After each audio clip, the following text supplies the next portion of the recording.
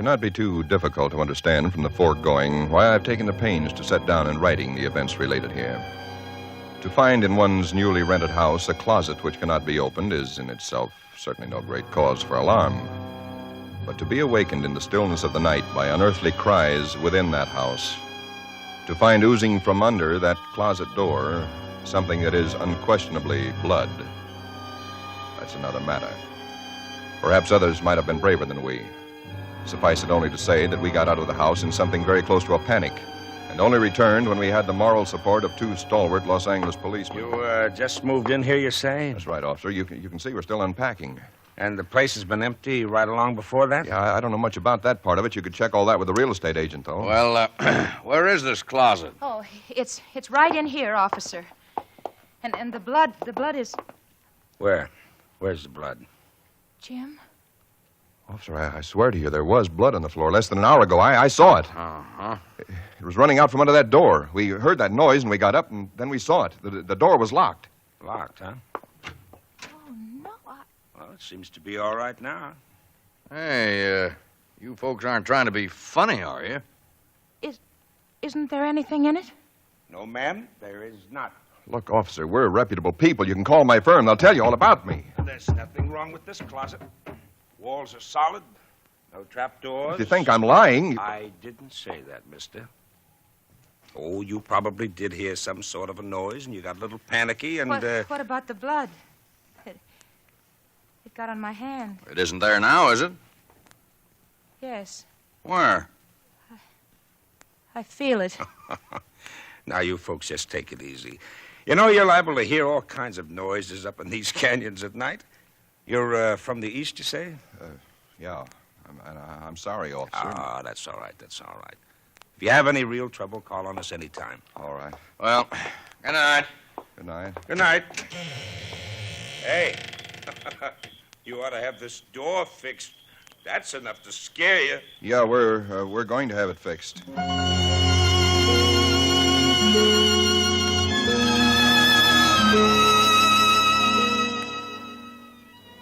We didn't say much about it after that. There wasn't much that could be said. The next day, I went down to a lot and bought a little Christmas tree and some trimmings, and we tried to pretend we were cheerful, but there was an uneasiness between us that had never been there before.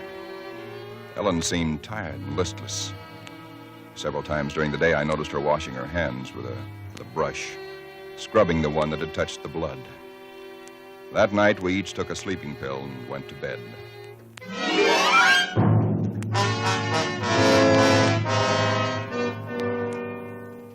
It was sometime after midnight when I was suddenly wide awake and staring into the darkness. In some way, I knew at once and instinctively what had awakened me. Ellen was not in her bed nor in the room. The nameless thing I feared gripped at my heart until I could scarcely breathe. I opened the bedroom door and started through the house, putting on every light that I could find. There was not much to search, but I searched thoroughly. The living room, the kitchen, bathroom, den, even the garage. And all the time, the dread of looking where I knew at last I must look. For I think I knew from the very first time where I'd find her. It must have been a full minute that I stood before that closet door. Then, I opened it. She stood there rigid, her arms at her sides, the fingers extended like claws. Her hair was over her face, her eyes stared out of it. Her lips were drawn back in a grin like an animal at bay. For a moment, I was frozen with the horror of it. I stretched out my hand. Very deliberately, she turned her head and sunk her teeth until they met into the flesh of my forearm. I'd raised my hand to strike at her, but already she'd relaxed her hold and gone utterly limp. She would have fallen unless I'd caught her. I carried her into the bedroom and laid her on the bed. Strangely, at that moment, my only thought was how I might revive her. Until I saw that it was not a faint, but a sleep that she'd fallen into. Sleep as deep and heavy as though she'd been drugged. And so I left her.